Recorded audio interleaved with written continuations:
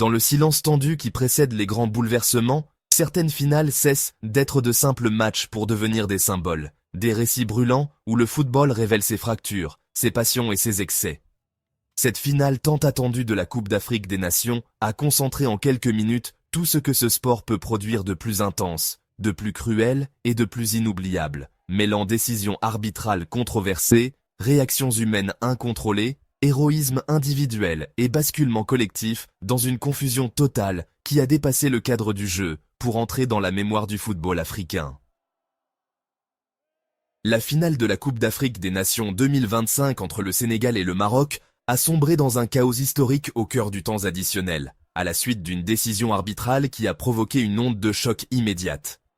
Alors que la rencontre semblait se diriger vers une issue tendue, mais maîtrisée, tout a basculé à l'entrée des dernières minutes. À la 90e minute plus 8, après consultation de l'assistance vidéo, l'arbitre Jean-Jacques Ndalan Gambo a désigné le point de pénalty en faveur du Maroc pour une faute supposée de Malick Diouf sur Brahim Diaz. Une décision vécue comme excessivement sévère par le camp sénégalais, tant le contact paraissait minime et sujet à interprétation, déclenchant une incompréhension massive sur la pelouse. La sanction infligée, accompagnée d'un avertissement adressé à Malick Diouf, a mis le feu aux poudres dans l'enceinte du stade Prince Moulay Abdallah.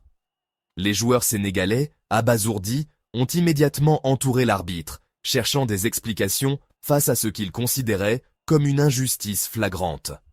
Le staff technique s'est également joint aux protestations, dans une atmosphère devenue électrique, où la tension émotionnelle a rapidement dépassé le cadre du débat sportif pour se transformer en affrontement verbal intense.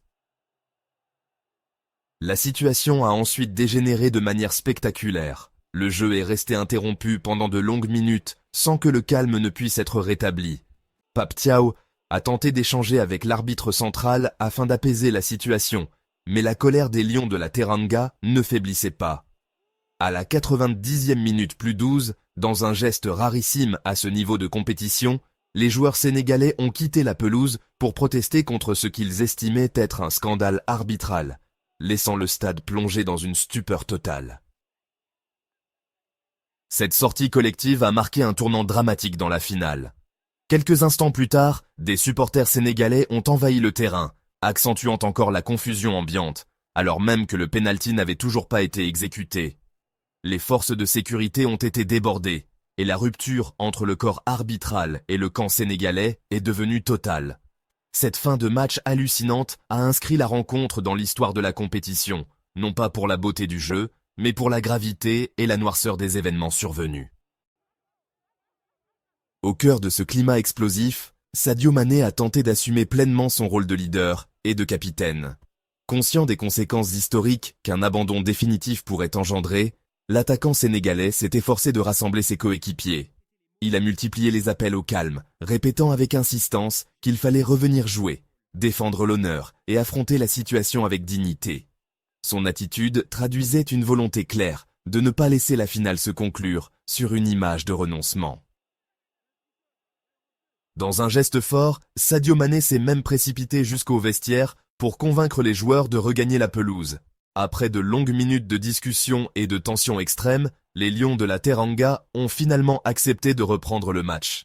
Leur retour sur le terrain s'est fait dans une ambiance lourde, saturée de sifflets, de colère et d'émotion, alors que la finale avait déjà basculé dans une dimension irréelle.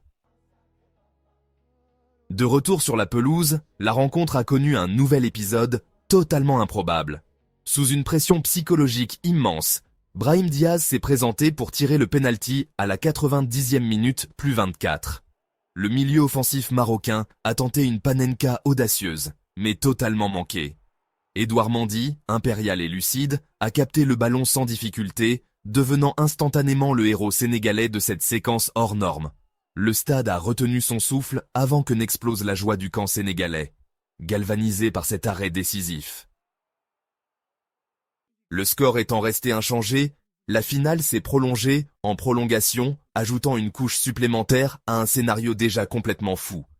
Cette fin de match irréelle, marquée par la polémique, la colère et la gravité du moment, a fait de cette confrontation entre le Sénégal et le Maroc l'une des plus marquantes de toute l'histoire de la Coupe d'Afrique des Nations. Le chaos ne s'est toutefois pas limité aux acteurs du jeu.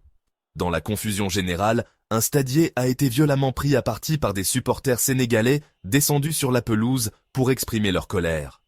Touché, après avoir reçu plusieurs coups de chaise, l'agent de sécurité a dû être évacué sur civière, sous le regard choqué des joueurs et des officiels.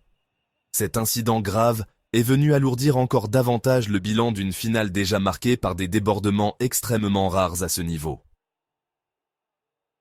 Dans les tribunes, la tension est montée d'un cran supplémentaire. Des supporters sénégalais, hors d'eux, s'en sont pris à des membres du staff et de la sécurité, provoquant plusieurs tentatives d'envahissement de terrain. L'intervention urgente des forces de l'ordre a permis d'éviter un drame plus important, mais les images de violence ont profondément terni l'image de cette finale, éclipsant presque totalement l'enjeu sportif initial. Malgré ce contexte chaotique, la rencontre est allée à son terme. Après les prolongations, le Sénégal a finalement décroché la victoire sur le score d'1-0 sur une frappe puissante de Pape Gueye, scellant son sacre dans une finale qui restera gravée pour des raisons multiples et complexes.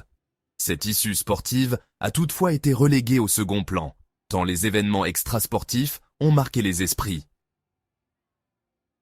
Sur le plan individuel, Brahim Diaz a vécu une soirée contrastée. Auteur d'une compétition remarquable, avec 5 réalisations, l'ailier marocain a terminé meilleur buteur du tournoi, devançant Victor Osimhen et Mohamed Salah, auteurs de 4 buts chacun.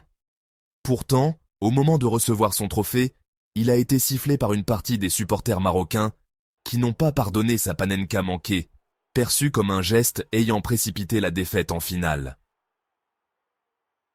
Lors de la cérémonie de clôture, plusieurs distinctions individuelles ont été attribuées. Achraf Hakimi a reçu le prix du fair play. Yassine Bounou a été élu meilleur gardien de la compétition, tandis que Sadio Mané a été sacré meilleur joueur du tournoi. Ces récompenses sont venues conclure une Coupe d'Afrique des Nations 2025 exceptionnelle par son intensité, mais profondément marquée par une finale où le football a frôlé la rupture, laissant une empreinte durable dans l'histoire du sport africain.